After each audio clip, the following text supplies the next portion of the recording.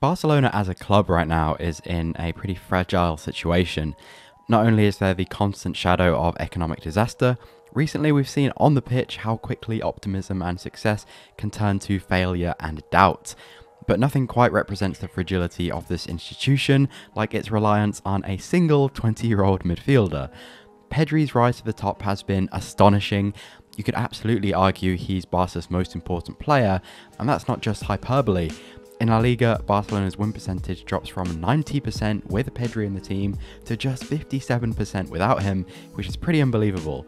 So I decided to figure out exactly why there is such a dramatic drop-off, and came to a few realizations about not just Pedri's role, but the team around him, and today I'm going to share them with you guys. So as always, make sure to give this video a like if you enjoy it, and let's talk about Pedro González Lopez. Let's start at the top of the pitch, where Pedri's influence has steadily grown under Xavi Hernandez. When you look at Barca's chance creation metrics, there's a pretty consistent trend. You'll almost always see the wide players at the top. That paints a pretty accurate picture of the way this team operates, with a heavy emphasis on creating space for the wingers or overlapping fullbacks to attack. So if you look at the number of key passes, that's passes leading to shots, Dembele is on top, followed by Alba and Rafinha. And the trend continues if you look at not just quantity, but quality of chance creation. So expected assists measures how likely a player is to score following a pass. It's the wide players on top again, Alba, Rafinha, Varane and Dembele. However, in both cases, the first non-wide player on the list is Pedri, and his influence remains when we broaden the data a bit. So expected assists and key passes only measure the pass directly leading to a chance, but the shot creating actions metric considers the two actions that precede a chance. So here, not just potential assists, but also pre-assists and dribbles that lead to shots. Unfortunately, this tells you nothing about the quality of chances created, but it definitely does show creative intent and influence on a team's attacking. And what we're seeing is, in a team that loves to attack the flanks, Pedri is the primary creator from more central areas. In fact, playing effectively as a number 10, as he has recently, Pedri is doing things that nobody else in the squad really does. He's finding pockets of space between the lines, driving at the back line, and finding key passes. His ball reception is fantastic, he's surprisingly powerful in his carrying, and perhaps most importantly, he wants to take responsibility for the killer pass. That's what sets him apart from Gavi, for example, who's been playing in actually a more offensive role this season, but has lower chance creation numbers. Quite simply, he doesn't have the same vision or final execution as Pedri around the box. And that goes for pretty much everyone in this squad. Pedri really is the only consistent creator from a central area, which is pretty shocking considering this is Barcelona we're talking about, a club known for its great playmakers. But it means that when Pedri's missing, the burden shifts even more to the wide players, and Barca's attacking variety really suffers. And there's one more aspect of Pedri's game that sets him apart this season, and that's of course goal scoring. Again, of all the midfielders in the squad, he has the highest XG per 90, so he's getting into goal scoring positions more often, and he's actually overperforming that XG by 1.5 goals, part of the reason that he's Barca's second top goal scorer in La Liga. And that's been absolutely crucial in Barca getting through some of their toughest games of the season. So I think it's pretty clear to see already why Pedri is such a huge loss. In terms of chance creation from central areas, he carries a huge amount of burden and fulfills a role that nobody else really can. However, aside from just chance creation, I think there's another element to his game that is an even bigger loss to this Barca side. I've used a bunch of data already in this video, and it can show meaningful trends, but it will also miss important context. So take the XA table we looked at. Sure, we can see that Alba, Dembele and Rafinha all create really good chances, but what we can't see is the not so good chances. The misplaced crosses, the dispossessions, and it's in this aspect that Pedri separates himself as the most important player in Barcelona's attack. Because Alba, Dembele, Rafinha are all guilty of really rushing their decision making. And while Dembele has, I think, improved in this regard, Rafinha is still incredibly frustrating. He's far too comfortable to just throw a ball into the box or take a long range shot, regardless of his teammates' positioning and regardless of game state, a very important phrase that we'll be coming back to. Pedri, on the other hand, is the polar opposite. Instead of just crossing for the sake of it, he waits, he recycles, he delays playing a decisive pass until he knows the conditions are ripe.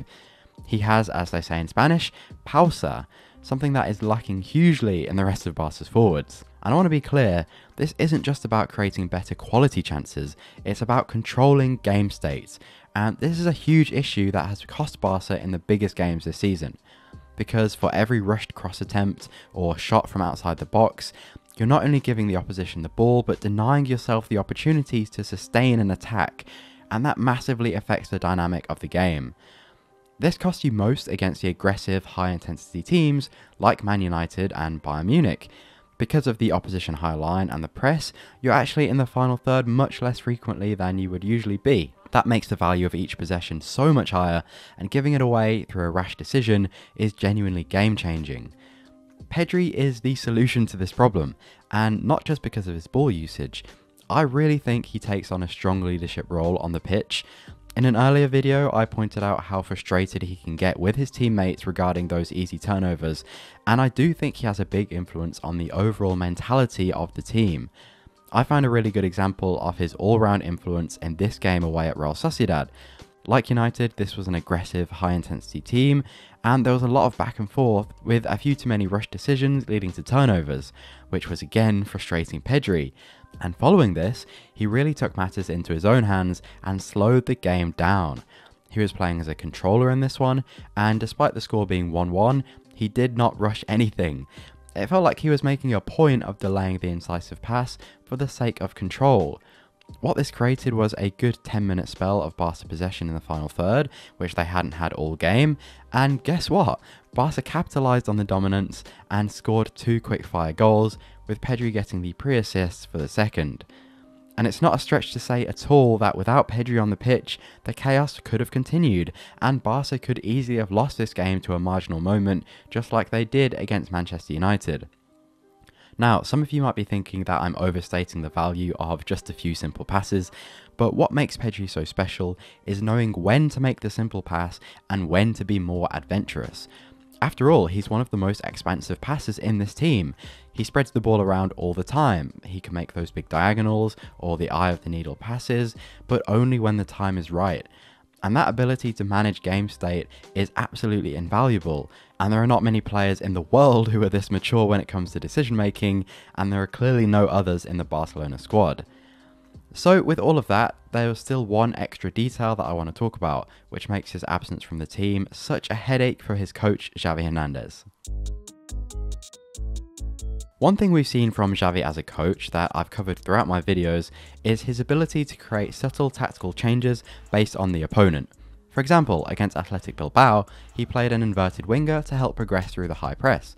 Against Inter, he played a 3-4-3 diamond to have an extra player between the lines and destabilise their low block. And against Sevilla, another low block, he played 2 deep line playmakers to create space vertically. But there's one thing all of those tactics had in common. Against Athletic, that inverted winger was Pedri. Against Inter, the extra man between the lines was Pedri. And against Sevilla, one of those 2 deep line playmakers was Pedri. The reality here is that this guy, this 20-year-old, is not only the highest quality player in the club, but the most versatile. So when you lose him, you don't just lose one profile. You lose your only number 10, your best midfield metronome, and your best deep line playmaker all in one, which hugely restricts the tactical variety that Xavi has at his disposal. And the sad reality for Barcelona right now is that there is no replacement for any of these roles really. Frenkie de Jong is the closest to a deep line playmaker, but even he lacks the consistent game-breaking passes. As for the rest, it's just Pedri. He really is the glue that holds this entire team together, which is pretty impressive, but also pretty problematic for Barcelona, especially from a squad building perspective. One single injury leaves a load of holes. And one thing's for certain, there is no magic solution to get around this. I think I've made it pretty clear how impactful Pedri is to this team, and his sheer number of different qualities make him essentially irreplaceable. And despite his young age, that makes Pedri a reference point for many up-and-coming footballers. If you're one of the millions that would love to emulate what Pedri does on the pitch, there's an amazing tool to help you do exactly that. It's called Be Your Best, and it's football training in virtual reality, made by a team of football and technology experts from Norway to help improve your cognitive performance. The main skill that Be Your Best trains is your scanning, but you can also train vision, decision making, and memory. To do so, you'll play through over 800 scenarios recreated from real top level games, like this one featuring Modric. You'll be playing from a player's perspective as you complete scenarios and receive feedback on your performance.